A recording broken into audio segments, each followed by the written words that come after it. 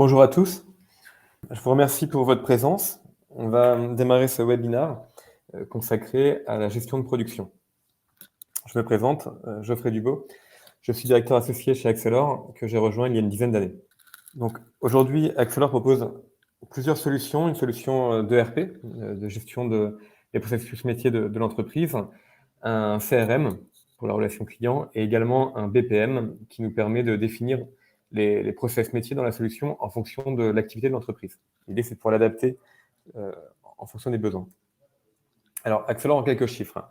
L'entreprise a été créée en 2005, est devenue éditeur de logiciels en 2014 et a lancé du coup un chantier de R&D qui a duré 7 ans, qui nous a permis d'obtenir une solution aujourd'hui qui est moderne, qui est web et qui gère l'ensemble du scope de l'entreprise. Accelor, c'est également 46 partenaires, un réseau de partenariats qui se développe au fur et à mesure et qui va grossir dans les prochains mois. On a aujourd'hui 35 000 utilisateurs sur la version commerciale, 60 salariés en France avec une croissance de 30% par an, croissance de chiffre d'affaires et également de salariés. Aujourd'hui, l'entreprise continue une forte croissance. Cette forte croissance, elle a abouti à une levée de fonds de 10 millions d'euros il y a quelques semaines, avec pour ambition de développer 4 axes.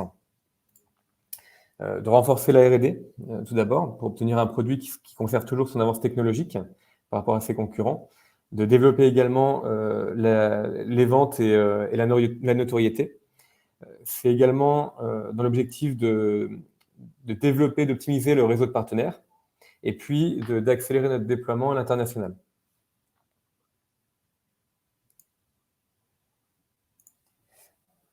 Donc, l'approche Accelor, c'est une approche hybride qui combine une plateforme low-code, no-code, qui permet de définir des processus métiers en fonction des besoins et de s'appuyer pour cela sur une suite d'applications métiers qui couvre l'ensemble du scope d'une entreprise. Donc, en passant par la comptabilité, la gestion des stocks, de production, des ventes, des achats, vraiment tout le scope de l'entreprise. On est sur une architecture qui est modulaire avec des technologies qui nous permettent aujourd'hui de pouvoir accéder à l'application simplement depuis un navigateur web, depuis une tablette, un téléphone, en s'appuyant sur des standards sur le marché open source. Et on propose du coup une solution qui est design, qui est responsive, c'est-à-dire que ça va s'adapter en fonction du format. Alors, quelques références clients. On retrouve dans ces références des acteurs de l'industrie, comme par exemple l'entreprise ThyssenKrupp. On retrouve également l'entreprise Citel, que l'on équipe pour l'ensemble des filiales françaises et également quelques-unes à l'étranger. On a des clients dans le public, donc le ministère de la Justice, cabinet du Premier ministre, ministère des Affaires étrangères, des associations, des entreprises de distribution de l'énergie. C'est très variable. Aujourd'hui, on ne se focalise pas sur une cible en particulier, on attaque finalement tous les marchés, puisque la solution est un socle qui commence à être suffisamment solide pour pouvoir attaquer n'importe quel domaine d'activité d'une entreprise. Et le fait est qu'on puisse l'adapter en fonction des besoins au travers du BPM. Ça nous permet de pouvoir répondre un petit peu à tous les besoins. On a un réseau de partenaires qui se développe de plus en plus. On retrouve quelques partenaires Gold comme Sigma ou Synctory. Synctory qui est spécialisé dans la gestion de production. Et puis on en a d'autres, peut-être Productif qui est également dans la production. HKM Data, il me semble également. Donc, on a un réseau de partenaires qui proposent des services soit en fonction d'une zone géographique, soit en fonction d'un domaine de l'application, notamment la gestion de la production. Alors, pour montrer quelques captures d'écran, on retrouve le studio qui nous permet facilement également de pouvoir modifier l'application en l'enrichissant, c'est-à-dire de rajouter par exemple une date sur un bon de commande qui correspond à un processus métier interne. C'est également de pouvoir définir de nouvelles fiches, de nouveaux process. Donc tout ça de manière graphique par glisser-déposer. Et ensuite, on va avoir des écrans qui vont être générés automatiquement via un moteur qui est intégré. On retrouve ici une capture du BPM qui nous permet de modifier ou de définir de nouveaux process métiers avec, pour chaque étape, la possibilité de définir des des tables de décision, de pouvoir déclencher des actions. Ça peut être l'envoi d'un email, un appel web service vers l'extérieur, valider une fiche dans l'application. Voilà. Alors, pour les fonctionnalités, ce que je vous propose, c'est de passer en mode un petit peu démonstration dans l'application. L'idée pour moi, c'est de vous présenter un peu les généralités de la solution, donc aussi bien la gestion des produits, de la GED, du réseau social d'entreprise, et également de faire un focus plus important sur la production avec le référentiel et la gestion des ordres de fabrication. Donc on retrouve ici un petit peu les différentes fonctionnalités qu'on peut voir aujourd'hui. On retrouve ici l'application qui est web avec un menu à gauche dans lequel on peut trouver des raccourcis vers des domaines de l'application. Ces raccourcis peuvent ensuite être filtrés évidemment en fonction des utilisateurs et en fonction des besoins de l'entreprise. L'idée, c'est que pour un commercial, on va peut-être restreindre l'accès uniquement aux ventes à la base de produits, peut-être une visu sur la disponibilité des stocks, mais on ne donnera pas un accès complet. On retrouve dans l'application différents modes d'affichage. On a des vues cartes avec ici, par exemple, le catalogue produit, qui nous permet de faire également des recherches sur l'ensemble des colonnes de notre fiche.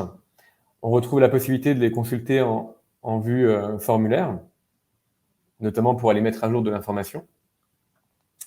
On va pouvoir également retrouver la vue liste de nos produits, avec la possibilité en en tête de colonne de faire également des recherches, de pouvoir également regrouper, par exemple ici regrouper par catégorie de produits.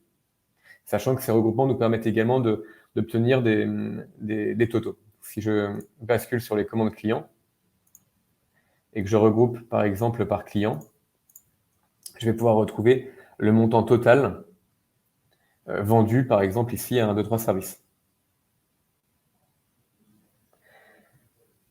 On retrouve sur chacune des fiches également la possibilité de tracer les informations, ce qu'on retrouve ici en pied de page.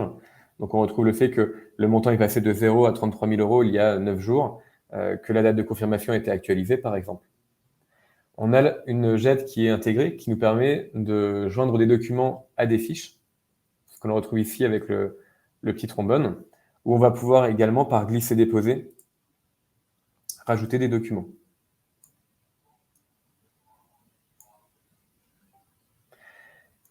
Ces documents, on va pouvoir les retrouver de manière centralisée dans la GED, classés alors ici par dossier, un dossier représentant une fiche métier.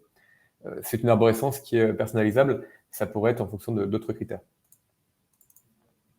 Et donc, je peux retrouver, par exemple, pour mes devis, alors j'étais sur le numéro 4. Hop. Voilà, 5. Donc, je vais retrouver ici eh bien, les documents, notamment le fichier PDF qui était joint. Ce fichier, je peux également le consulter directement dans l'application.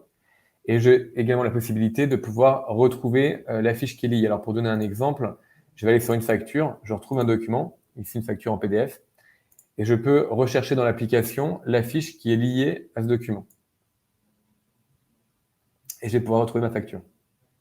Donc, ça fonctionne dans les deux sens. C'est-à-dire que depuis une fiche métier, je vais pouvoir consulter les documents qui sont joints, et depuis un document, je peux remonter à la fiche métier. On a également la possibilité, donc au travers de ce fil de modification, de pouvoir rajouter des commentaires et de s'abonner aux différentes fiches. Je peux rajouter par exemple ici un commentaire. Je vais pouvoir également joindre des documents, soit qui sont déjà présents dans la GED, ça pourrait être par exemple une facture que je veux rattacher à mon commentaire, ça pourrait être un nouveau document que je chargerai dans la GED. Donc, pardon, je vais juste le reprendre. Voilà. Donc, je peux du coup sélectionner mon document, j'envoie mon commentaire, et l'ensemble des personnes qui sont abonnées à cette fiche vont pouvoir les consulter. Les consulter via cet autre menu Messenger, où on va retrouver du coup l'ensemble des flux auxquels on est abonné avec les différents commentaires. On peut également recevoir des notifications par email pour chacun de ces commentaires en fonction du domaine. C'est-à-dire, par exemple, recevoir des notifications par email uniquement pour les commandes.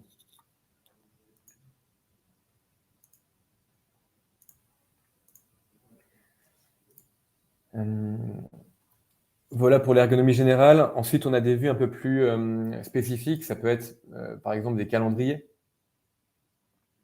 Ça peut être également une vue Kanban, comme ici sur les opportunités de vente, où on va pouvoir, par glisser-déposer, changer d'étape de vente et déclencher évidemment des traitements en fonction des étapes, des contrôles.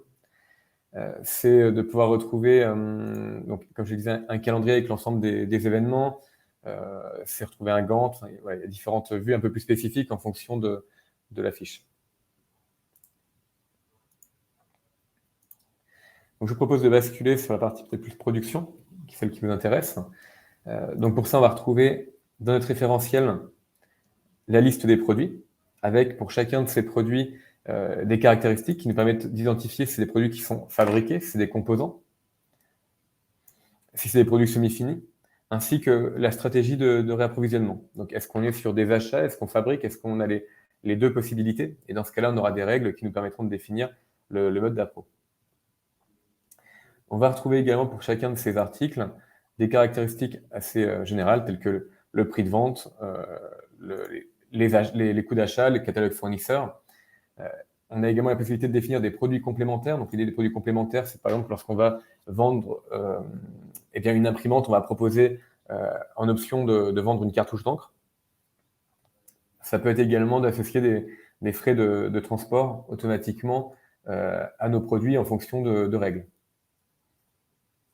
Donc pour ça, on a la possibilité de s'appuyer au niveau des ventes sur une gestion de barèmes. Donc les barèmes, ça nous permet de pouvoir, alors je vais juste les activer pour vous les montrer quand même en quelques lignes.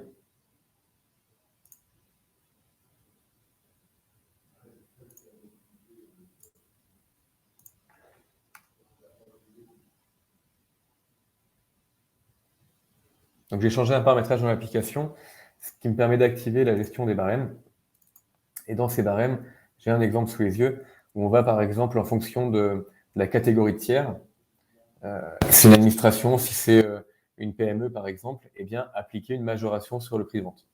Donc là, on est sur un exemple qui est très simple. L'idée, c'est qu'on peut en appliquer plusieurs en cascade et qu'on peut s'appuyer sur des référentiels. Ça peut être, par exemple, le cours des métaux, ça peut être, ça peut être en fonction d'une zone géographique. Enfin, c'est complètement libre. On peut définir jusqu'à 4 critères de classification par résultat, en ayant jusqu'à 4 résultats par barème, sachant qu'on peut appliquer du coup plusieurs barèmes en cascade.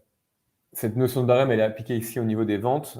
On travaille aujourd'hui pour l'appliquer au niveau de l'ensemble des fiches, c'est-à-dire par exemple pour calculer les temps de production. Ensuite, sur notre article, on va retrouver sa gestion de stock avec notamment les différents emplacements dans lesquels il est présent. Donc ici, il est présent dans l'emplacement principal. On a 60 unités en stock et on n'en a pas dans le futur. Ça veut dire qu'il y a une commande qui est prévue et qui va consommer l'ensemble du stock, ou bien qu'il y a des ordres de fabrication qui vont consommer l'ensemble. Donc pour ça, on a la possibilité d'utiliser une vue d'analyse. Alors, je ne sais plus quelle était le produit. Une vue d'analyse qui nous permet derrière, en fonction du code article, et éventuellement de la société ou d'un emplacement, de retrouver le détail. Donc le détail avec notamment ici les quantités en consommation, en fabrication, en vente, qui peuvent être allouées également, puisqu'on peut activer cette fonctionnalité de réservation à location. On a également la possibilité de consulter l'arborescence des emplacements, c'est-à-dire que par exemple, dans mon entrepôt principal, j'aurais très bien pu définir différentes salles, puis différentes étagères, en allant jusqu'à un casier. Je vais retrouver dans cet entrepôt du coup l'ensemble des articles qu'il contient, avec pour chacun la quantité actuelle et la quantité future, éventuellement la quantité réservée ou allouée. On retrouve également, en termes de valorisation, le PMP, sachant qu'on retrouve un historique de tous ces PMP, de toute cette valorisation. Donc ça peut être valorisé au PMP, ça peut être au prix de vente, ça peut être, il y a d'autres règles qui sont définies sur les articles. Donc si j'ouvre une ligne, eh bien, je retrouve les mêmes informations avec le détail de l'évolution du PMP. Je peux également consulter mon stock au travers des numéros de suivi. Donc on peut, sur chaque article, définir des numéros de suivi. Numéro de suivi qui correspond aussi bien à un numéro de série qu'à un numéro de lot. et évidemment les consulter. Donc dans mon emplacement de stock, je retrouve ici pour l'ensemble de mes packs classiques, eh bien, les différents numéros de suivi qui ont été enregistrés. J'ai également la possibilité, au travers de ces numéros de suivi, de faire de la recherche ascendante ou descendante.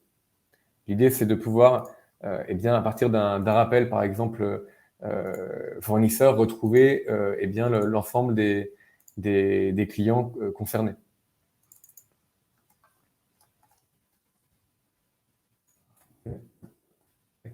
Par exemple, de pouvoir enregistrer un numéro et retrouver l'ensemble des mouvements dans la solution. Donc ici, on peut consulter l'objet, donc c'est la fiche métier correspondante. Donc on retrouve qu'il y a un ordre de fabrication qui est concerné. On trouve 2 emplacements de stock dans lesquels il a transité. Et puis on retrouve également eh bien, le mouvement de stock qui a permis de faire évoluer le stock d'un emplacement à l'autre.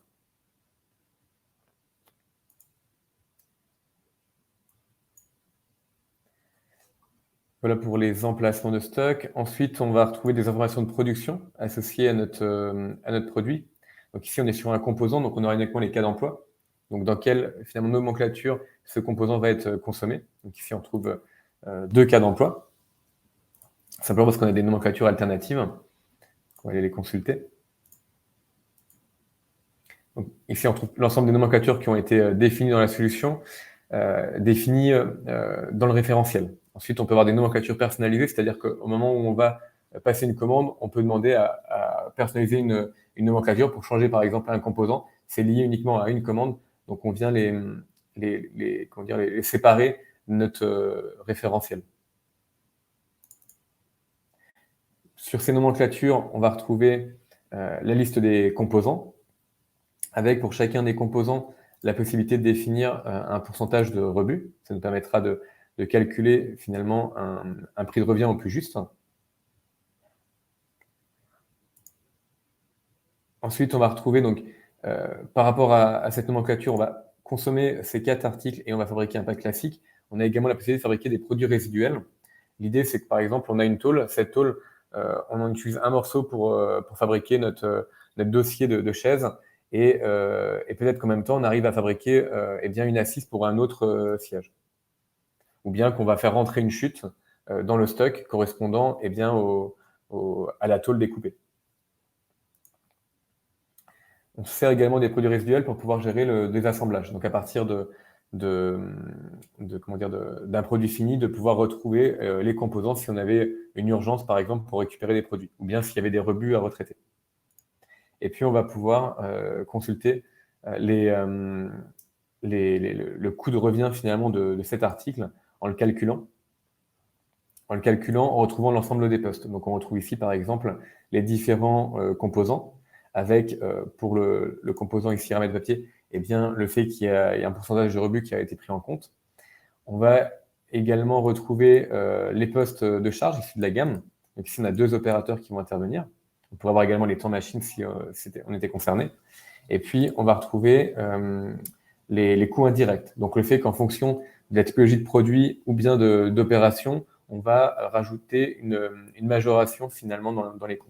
Ça permet par exemple peut-être pour une machine de tenir compte eh bien de la maintenance ou bien pour des articles de séparer des composants par exemple d'une marchandise qui pourrait être également revendue directement.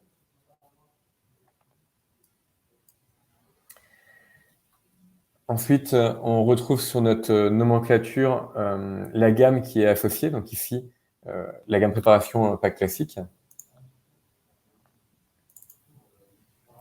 Sur nos gammes, on va retrouver les différentes phases, donc les opérations à réaliser, avec pour chacune de ces phases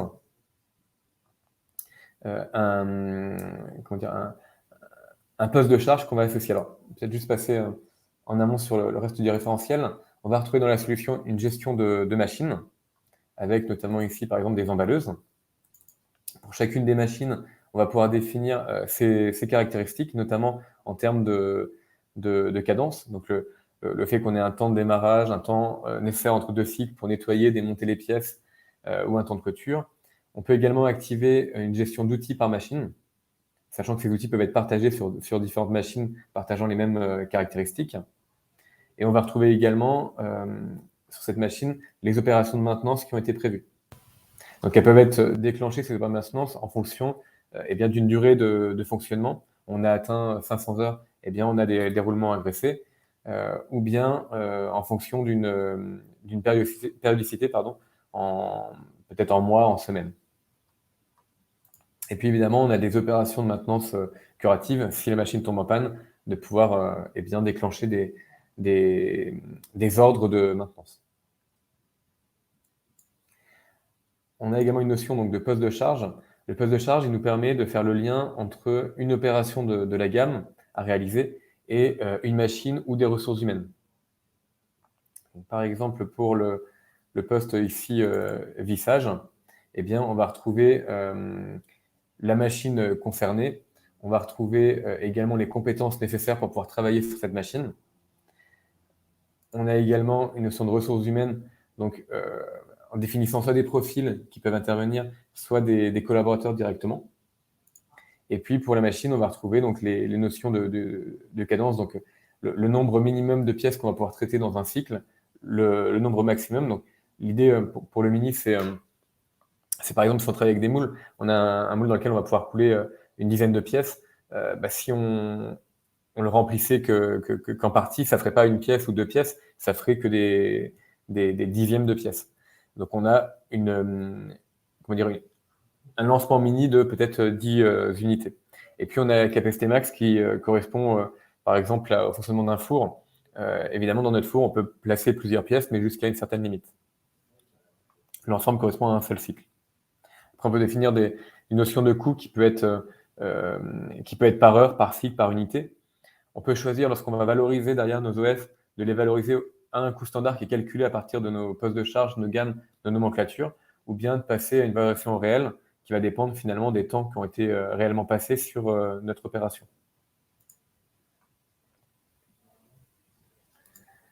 On peut travailler au travers de postes de charge, mais également de groupes de postes de charge. L'idée, c'est d'associer peut-être à notre opération le fait qu'on a besoin d'emballer et qu'on a peut-être 5 machines qui font la même opération. Elles n'ont peut-être pas les mêmes cadences, pour autant elles font cette opération. Donc dans ce cas-là, on va pouvoir associer directement notre phase de gamme à un groupe de postes de charge. Qu'on retrouve ici, par exemple, on a le groupe des emballeuses où on a pu définir plusieurs postes de charge correspondant à chacune des machines pouvant faire cette opération. Sur notre gamme, on va également retrouver des caractéristiques qui nous permettent de définir là où on va aller chercher les composants, dans quel emplacement on va passer les produits finis, et surtout comment on va consommer. Est-ce que c'est une consommation qui est réalisée au démarrage de notre OS, c'est-à-dire que si on n'a pas la marchandise en stock, on ne pourra pas démarrer notre ordre de fabrication, ou est-ce qu'on est sur une consommation au fil de l'eau. Donc ça va dépendre finalement de la typologie de produit. Est-ce que c'est des composants, des semi-finis qui sont finalement fabriqués en interne et qu'on peut récupérer au fil de l'eau? Est-ce qu'on est sur une commande fournisseur? Et dans ce cas-là, on va plutôt chercher à avoir l'ensemble des pièces pour démarrer la fabrication. On peut consommer également par phase, hein, c'est-à-dire que plutôt que de lancer notre OS et d'aller chercher l'ensemble des composants, en fonction des phases, on va identifier ce dont on a besoin. Donc peut-être que la première phase, c'est une opération d'assemblage, on a uniquement besoin des composants. La deuxième phase, c'est une opération de peinture. Il n'y aura que pour cette deuxième phase où on va aller rechercher la peinture. On peut également choisir effectivement de consommer en pied de machine. Donc chacune de nos machines sont rattachées à un emplacement de stock et on peut très bien décider qu'on va consommer uniquement ce qui est dans l'atelier qui contient notre machine, ou bien même de représenter directement un emplacement au pied de la machine, dans l'idée qu'en amont, on aura un magasinier qui va aller chercher dans le magasin les composants qui sont nécessaires et les amener au pied de chacune des machines. On peut également définir des gammes partagées, c'est-à-dire qu'on a peut-être plusieurs nomenclatures pour des produits qui ont des caractéristiques similaires. On fabrique par exemple des produits avec des variantes en fonction des couleurs. Finalement, quelle que soit la couleur, on n'aura pas les mêmes composants, mais les opérations à réaliser restent les mêmes. On a également la possibilité, dans notre gestion d'emplacement, de ne pas envoyer les produits finis directement dans l'entrepôt principal, mais de les envoyer vers un emplacement de contrôle qualité. L'idée étant qu'on va libérer cette marchandise pour les ventes uniquement au moment où le contrôle qualité aura été réalisé et aura peut-être également identifié certains composants en anomalie pour les basculer du coup en rebut, avec la possibilité derrière soit de les corriger, soit de les envoyer pour destruction ou de les valoriser autrement. Cette notion de contrôle qualité, elle peut être également associée aux réceptions fournisseurs. Je n'ai pas parlé des achats. Une heure, c'est un petit peu court pour voir l'ensemble du scope de la solution, mais évidemment, on va pouvoir déclencher des réappros via des commandes fournisseurs, aussi bien pour des ventes en direct, c'est-à-dire que, un petit peu comme dans le négoce, vous proposez une vente à vos clients, elle est acceptée, automatiquement, on déclenche un réappro auprès du fournisseur. On est sur des produits assez spécifiques que l'on n'a pas en stock, et dans ce cas-là, on vient lancer ce réappro. On a également la possibilité de passer par le calcul des besoins, le PIC, le PDP, qu'on verra juste après.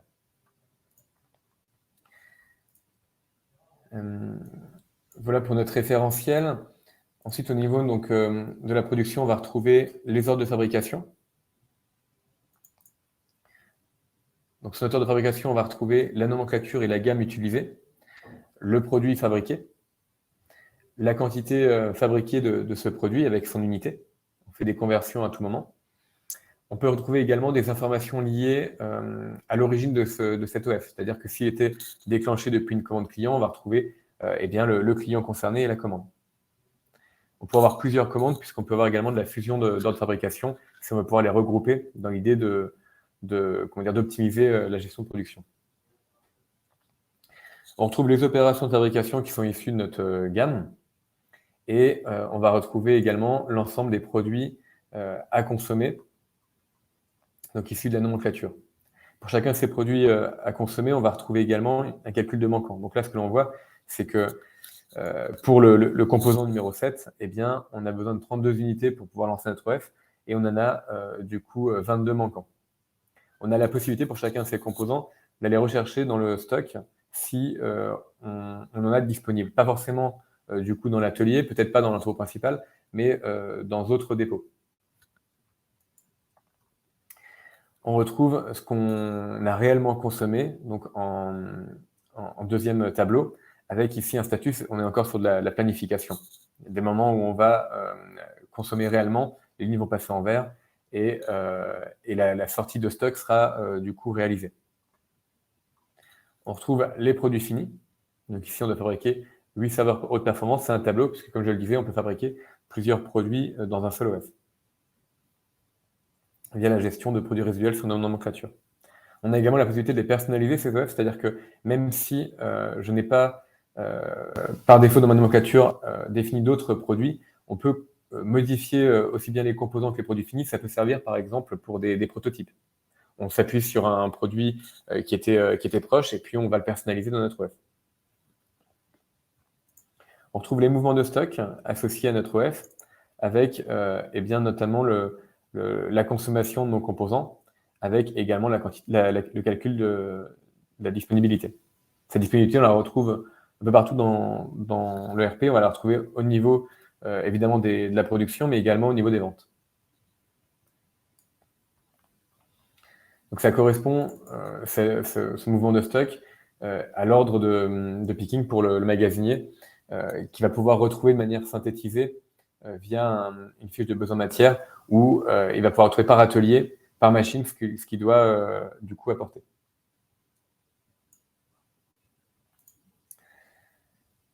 Donc, comme je le disais, pour nos ordres de fabrication, on va retrouver une liste d'opérations, avec pour chacune de ces opérations la machine concernée, et également les ressources humaines concernées. Donc ici, on est sur un profil technicien. On retrouve les temps planifiés, évidemment. On a également un troisième niveau. Donc on a les opérations, les ordres de fabrication, et on a les ordres de production. Donc l'idée des ordres de production, c'est d'avoir un petit peu un tableau de bord par rapport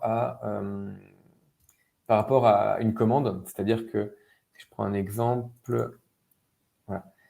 Je ne sais pas si on a plusieurs OF. Non. Je passe une commande client pour 1, 2, 3 services. On lui a vendu plusieurs articles. Chacun des articles a donné lieu à un ordre de fabrication, ou même à plusieurs. On a peut-être des lancements en cascade. Dans ce cas-là, je vais regrouper l'ensemble des OF au niveau de l'ordre de production. L'idée étant d'avoir un tableau de bord qui pilote la production par rapport à une commande. On sait que pour pouvoir honorer cette commande, eh bien, on a l'ensemble de ces OF à réaliser, l'ensemble de ces opérations.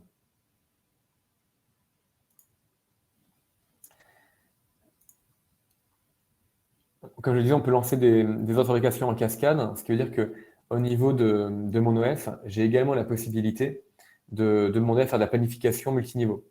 C'est-à-dire que si j'avais dans mes composants des produits semi-finis, je pourrais également définir de déclencher la planification sur l'ensemble des niveaux. On peut également déclencher cette planification multiniveau uniquement pour les produits manquants. Donc, tous ces OF, on va devoir les planifier, les ordonnancer. Donc, pour ça, on a plusieurs modes de présentation. On va retrouver une vue calendrier. Donc, ça va dépendre finalement de la volumétrie de l'entreprise et puis la durée des ordres de fabrication. Donc, ici, on a un calendrier par jour. On retrouve une coloration par machine. Ça me permet, par exemple, de visualiser uniquement les multimètres. En sachant que on est sur un mode ici capacité infinie, donc on peut lancer pour une même machine 2 opérations parallèles. Et après, libre à l'utilisateur de décaler par glisser-déposer ces différentes opérations. On a également un autre mode de présentation, un peu plus classique, je dirais.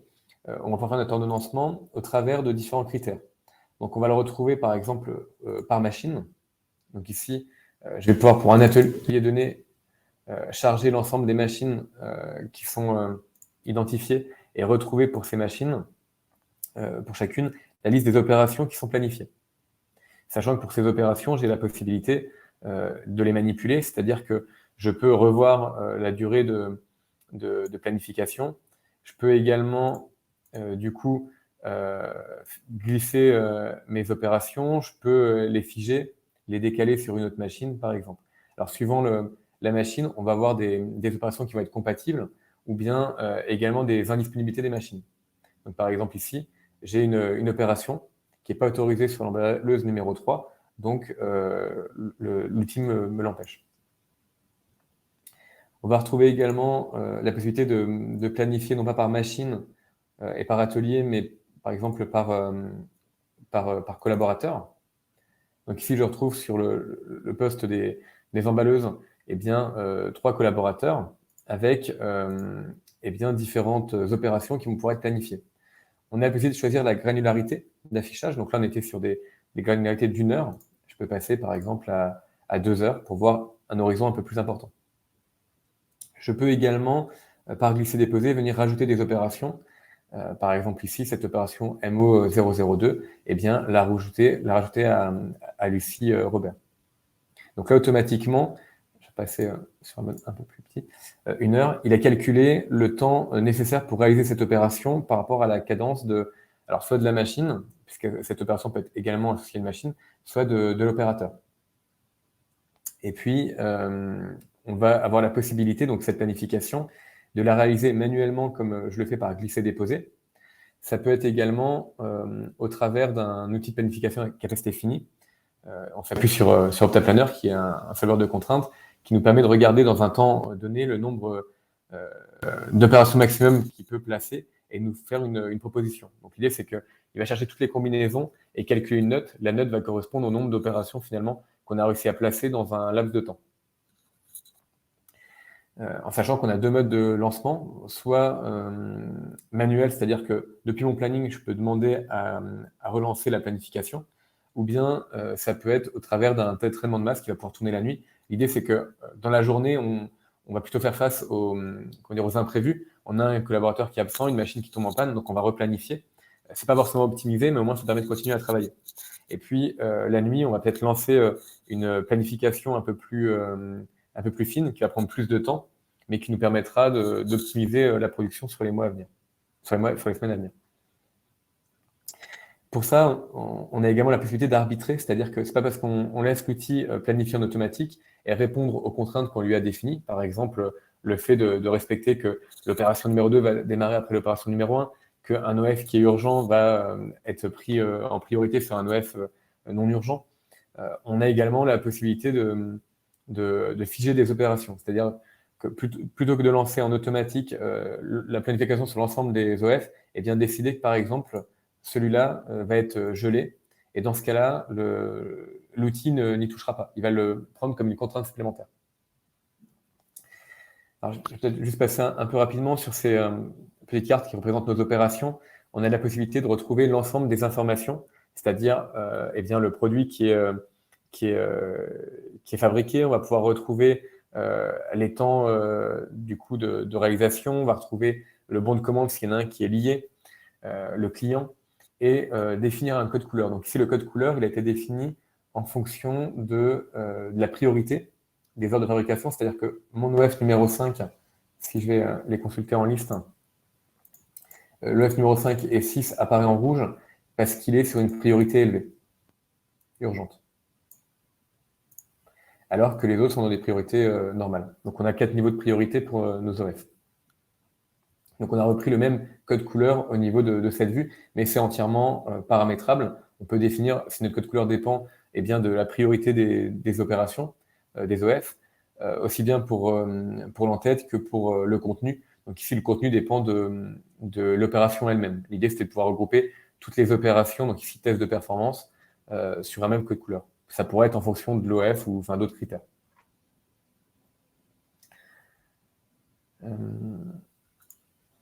Voilà pour cet écran de planification. Ensuite, ce que je peux vous montrer, c'est la notion de pic, PDP, CBN. Je vais faire un peu de nettoyage. Hop. Donc, on peut définir un PIC, un plan industriel et commercial, par catégorie de produits, sachant que notre catégorie ça, est définie au travers d'une arborescence. Je vais vous la présenter.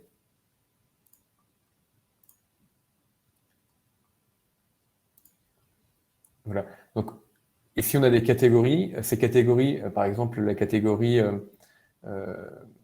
imprimante pourrait être une sous-catégorie de je vais faire quelque chose qui n'est pas forcément logique, mais c'est par rapport aux catégories que j'ai présentes, une sous-catégorie de processeurs.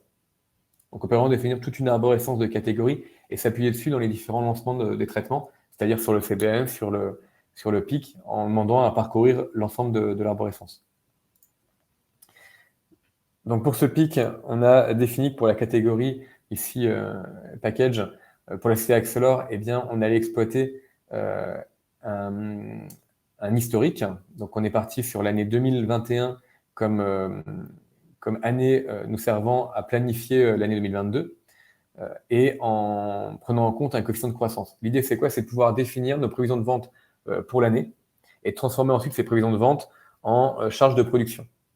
Et par extension, en commande fournisseur à passer.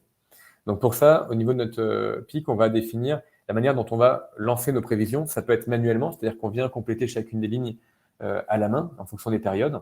On peut également définir qu'on va s'appuyer sur un historique, donc ici les ventes de l'année 2021, avec un coefficient de croissance pour obtenir les prévisions de vente de cette année. Sachant qu'on peut également exclure certaines commandes. Donc sur nos commandes clients,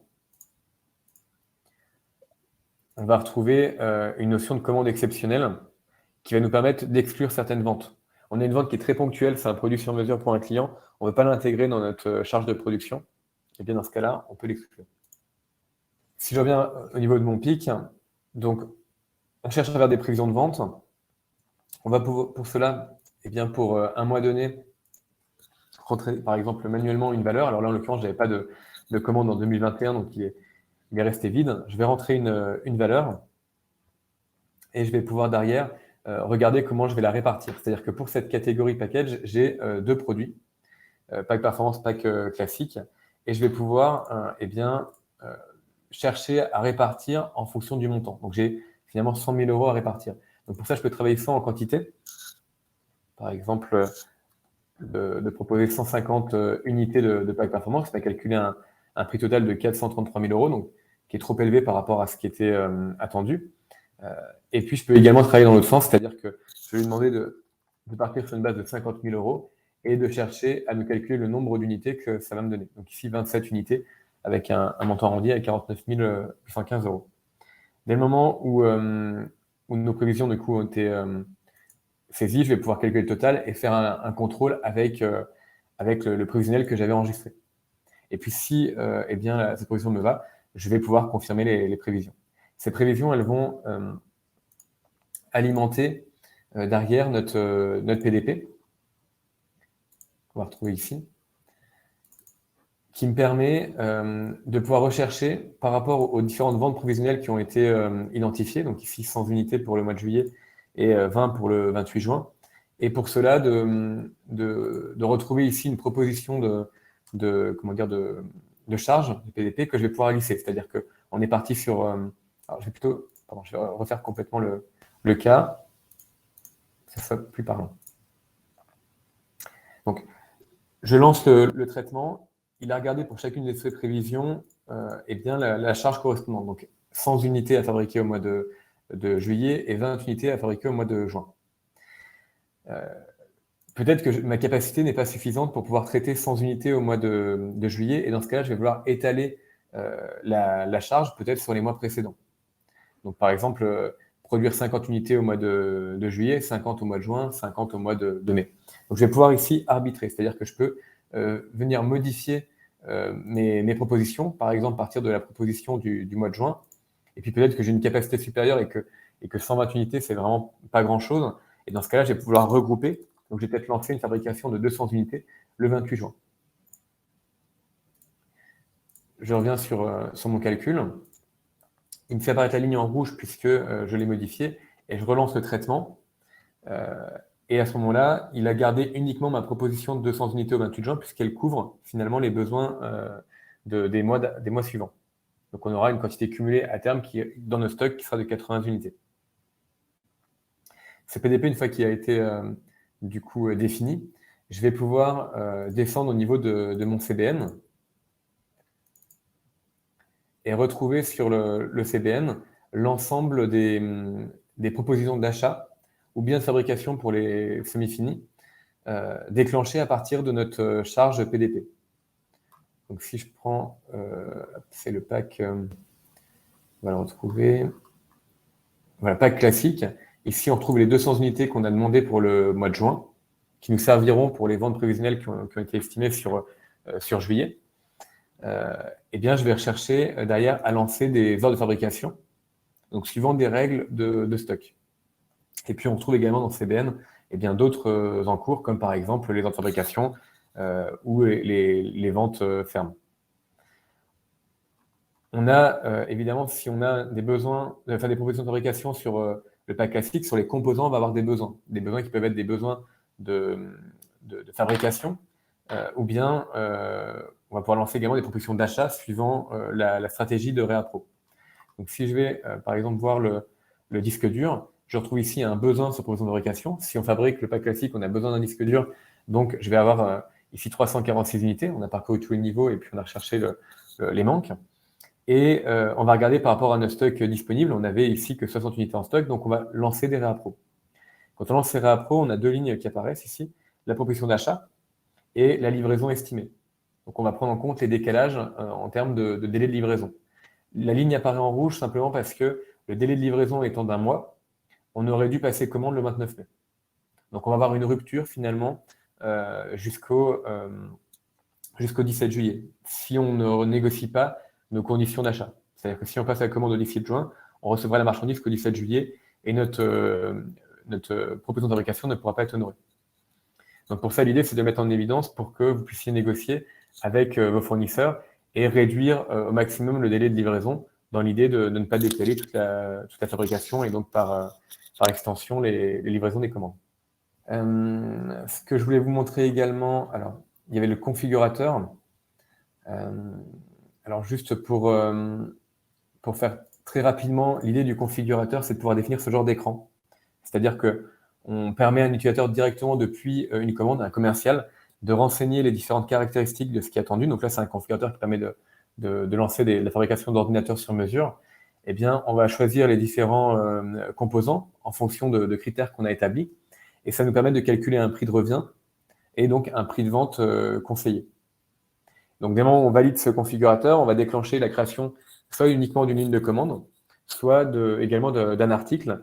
Et cet article pouvant être également associé à une nomenclature, à une gamme, dans l'idée de pouvoir lancer l'ordre de fabrication. C'est vraiment sur de la production sur mesure.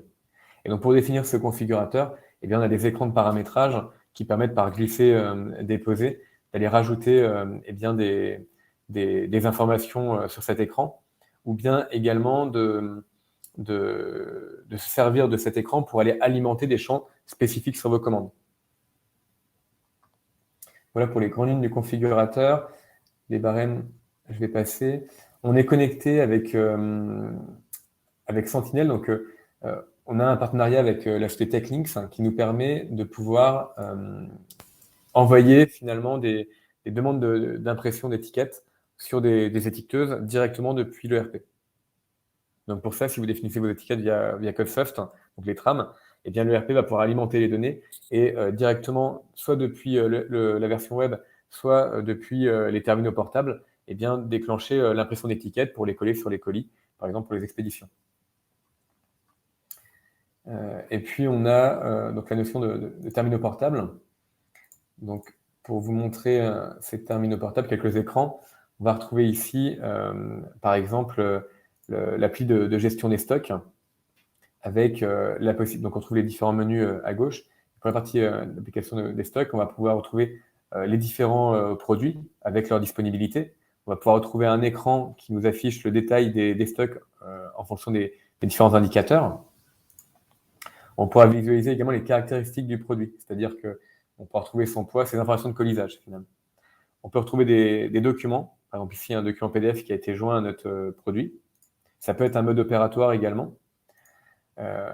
On va retrouver les livraisons qui pourraient être suivies directement depuis les terminaux portables et les compléter. On aura également évidemment les mouvements internes avec un mode de saisie simplifié, c'est-à-dire qu'on scanne l'emplacement d'origine, l'emplacement de destination via des QR codes par exemple, le code produit, et on n'a plus qu'à renseigner la quantité et automatiquement on va enregistrer le mouvement de stock dans l'application. On retrouve évidemment la notion d'inventaire, ça c'est classique, et puis on a par exemple ici les corrections de stock qui nous permettent, sans avoir à gérer au travers de mouvements, et bien lorsqu'on a à un moment donné un article qui a été demandé par un client, qui est prévu pour lui être livré aujourd'hui, et finalement on ne le retrouve pas en stock, et même pouvoir venir immédiatement corriger le stock. Voilà pour quelques exemples d'écran des terminaux portables. Donc on est sur les terminaux portables Zebra qui fonctionne sous Android. Donc il y a une dizaine de terminaux compatibles. Ceux sur lesquels on a plus éprouvé, c'est les MC 9300 et MC 3300. Je vous remercie en tout cas de votre participation et je vous souhaite une bonne journée.